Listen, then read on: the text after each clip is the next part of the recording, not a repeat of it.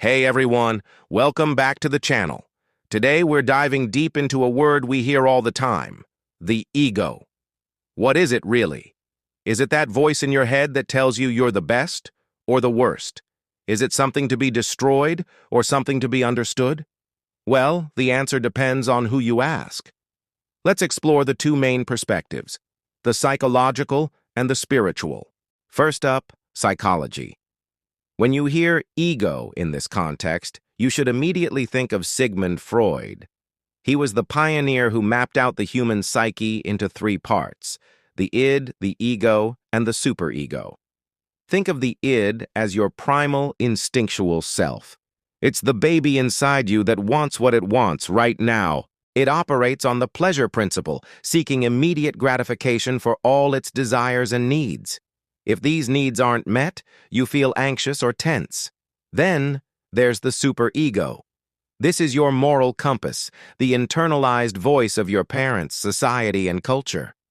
It is the part of you that strives for perfection and tells you what's right and wrong. It's your conscience, filled with all the shoulds and should-nots you've learned throughout your life. It often stands in direct opposition to the impulsive id. So, where does the ego fit in? The ego is the mediator, the rational decision-maker that has to balance the wild demands of the ID with the strict moralistic standards of the superego. It operates on the reality principle. Its job is to find realistic and socially acceptable ways to satisfy the id's urges without getting you into trouble. So if your id screams, "I want that cookie now," your superego might say, "Stealing is wrong." And your ego steps in to say, "Okay, let's just go buy a cookie." In psychology, the ego isn't good or bad. It's an essential part of a healthy, functioning personality. A strong ego means you can manage stress, delay gratification, and navigate the complexities of the real world effectively. Now let's switch gears and look at the ego from a spiritual perspective.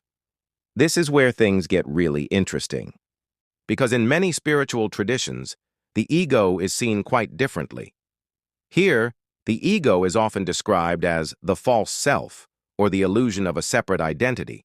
It's the story we tell ourselves about who we are, constructed from our thoughts, memories, roles, and possessions. It's the I in "I am a doctor," "I am smart," or "I am not good enough." This spiritual ego is what creates a sense of separation. Me versus you, us versus them. It thrives on comparison, judgment, and attachment. It's the source of our craving for validation, our fear of criticism, and our constant need to feel special or significant. According to spiritual teachers like Eckhart Tolle or Ram Dass, this ego is the primary source of human suffering. It keeps us trapped in a cycle of wanting and fearing, preventing us from experiencing our true nature, which is pure awareness or consciousness, a state of connection with everything. So, what's the goal?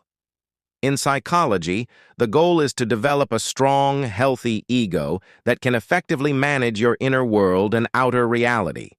In spirituality, the goal is often to transcend or dissolve the ego. This doesn't mean becoming a doormat or losing your personality. It means seeing through the illusion of the separate self.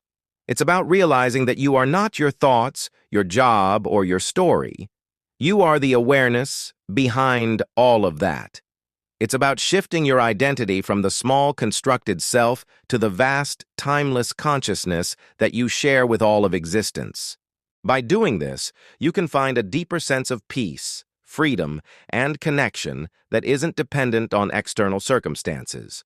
So, to recap, the psychological ego is a functional part of your personality, the manager of your mind. The spiritual ego is the illusion of a separate self that causes suffering. One is a tool to be strengthened, the other is a veil to be lifted. Both perspectives offer incredible insights into the human experience. Understanding them can help you navigate your life with more awareness and wisdom. Which view resonates more with you? Let me know in the comments below. Thanks so much for watching. If you found this video helpful, please give it a thumbs up, and don't forget to subscribe for more deep dives into the mind and spirit. See you in the next one.